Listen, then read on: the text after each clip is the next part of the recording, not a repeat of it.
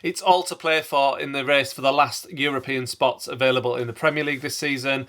Newcastle did what they needed to do against Burnley away, and Chelsea also did what they need to do against West Ham at home, and Manchester United still have to play, so the pressure is on them against Crystal Palace. Going into the final few games of the season, what does the picture look like now? We're going to get into that a little bit later on in the video, but first let's break down the match at Burnley. And obviously Newcastle won the game. That's all that matters at this point in the season. We won 4-1. Goals from Wilson, Longstaff, Bruno and Isak, and we even had a missed penalty from Isak. All in all, a brilliant day. You know, we scored 4 goals again. That's the 9th time this season we've scored 4 or more goals. We're scoring for fun basically this season. We've scored absolutely loads. Our goal difference is plus 22, which is going to help us in this run-in, I think, and again we'll come on to that a little bit later in the video. But the performance yesterday overall was fantastic. We didn't start off very well. The first 10 minutes or so we were second best. Burnley had a reasonable shout for a penalty. Bruno shoving the Burnley player in the back. You've seen those types of things given sometimes, and sometimes you get them, sometimes you don't. We got a bit of luck with that one, I think. But from there, from the moment we broke away and kind of scored against the run of play, Wilson scoring after a great team move with a little tap in, we were always in control of that game, and we saw it out really well. Great to see Wilson score. Wilson now the second highest Premier League scorer of all time for Newcastle, obviously behind Alan Shearer in the Premier League era. Some other positives in the game was the fact that our bench finally looked like it had some strength in depth on it. Joe Linton and Miggy, both back, both coming on playing. Joe Linton in particular for me could be absolutely massive in the last 3 games of the season.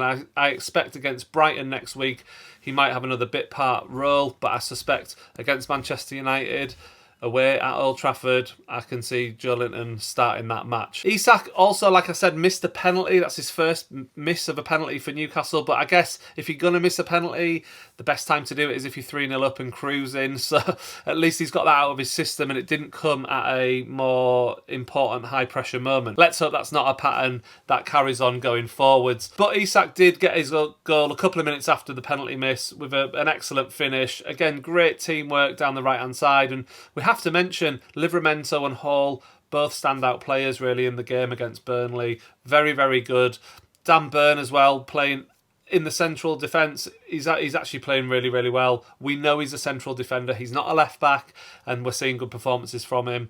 And a case in point would be the goal for Bruno's goal. It came from Dan Burn's determination to just win the ball back. And he basically was battling with the Burnley player, put in two challenges, won the ball. That ball went to Gordon. Gordon did the rest, laid it off to Bruno, and Bruno with a lovely, lovely finish into the bottom corner of the net.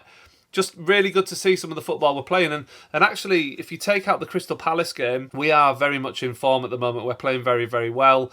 Yes, we also dropped 2 points against Everton, which was disappointing. But if you look at our last 6 or 7 games, we really are doing really well. And that is very fortunate because Chelsea are right on our tail. Really, what we're hoping for going forward is that we maintain this form, because if we don't, we have a good chance that we'll miss out on Europe. Oh, just one more thing to mention. Obviously, Nick Pope was also back on the bench, which is really, really, really good, I think. Okay, so let's get into the breakdown of what Newcastle need to do in order to get European qualification, because at the end of the day, that is what we all want for the club. And we have a massive, massive week ahead next week. So obviously we've got Brighton at home at St James's Park next Saturday. Massive game. We have to win that game. Brighton, they've just beaten Aston Villa as I record this, and you know it wasn't a great game.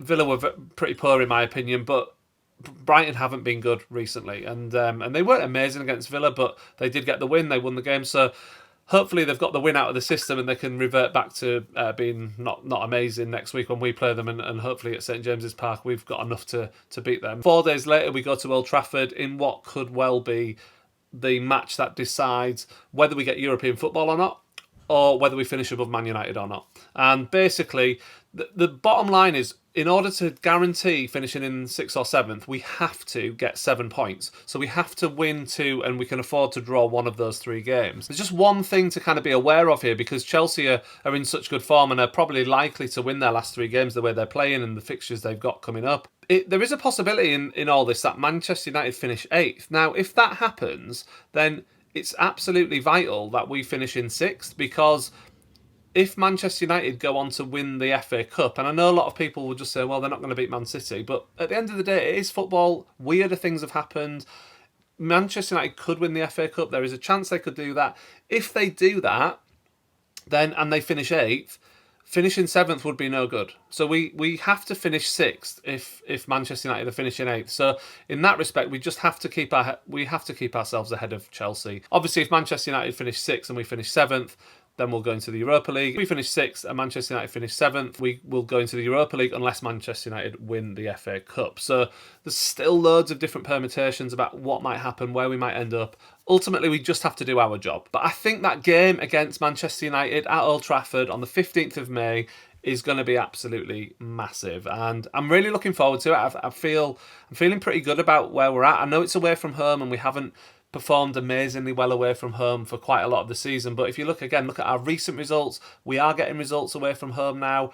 We're going to have Joe Linton back, we're going to have Miggy back, we're going to have Nick Pope back probably in goal at that point as well. So it's very, very exciting going into that game with more players back. And let's not forget, we've now got Isak and Wilson both fit. You know, there was times this season when we didn't have any strikers fit, and we were playing Gordon up front and stuff. To have Isak and Wilson available at the moment is absolutely amazing. So I'm just hoping Eddie Howe continues to manage the squad situation as we go through the end of the season, and kind of gets the best out of Isak and Wilson. And ultimately, you know, Eddie Howe's had 100 games at Newcastle now. His win percentage is 49%.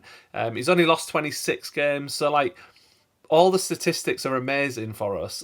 Like, even in this season when we've felt like it's been a bit of a disaster and we've really struggled, if you look at it, we're actually not a million miles away from, like, being in the top 4, you know, with a bit of a less injury issues from sort of November, December, January time. You know, there's a good chance we actually would have been fighting for that top 4 again, I think, this season. So we're not a million miles away. There's a lot to be pleased about. We're scoring goals for fun. We just need to stop conceding as many. I mean, we conceded a silly goal against Burnley. But there's still lots of positives to be taken from this season going forwards. I just think it's going to be interesting, the last 3 games, basically. Chelsea look like they're on a mission to carry on winning. And, you know, someone's going to miss out. One of Manchester United, Newcastle or Chelsea are going to miss out on European football. And let's hope it's not us, because, as I've said in previous videos, back-to-back European seasons for Newcastle in any competition would be another sign of progress, because we haven't had that for so many years. But we'll see. Loads of football to be played. Lots of different things could happen. We'll see what Man United do against Palace for a start. If you're watching this on Tuesday, you'll know what's happened in that game. So maybe that's been good for us. Maybe it hasn't. We just have to focus on ourselves. It's a bit of a cliche, but we do have to just focus on ourselves. Try and get those 7 points or 9 points if we can from the last 3 games, and we'll be fine.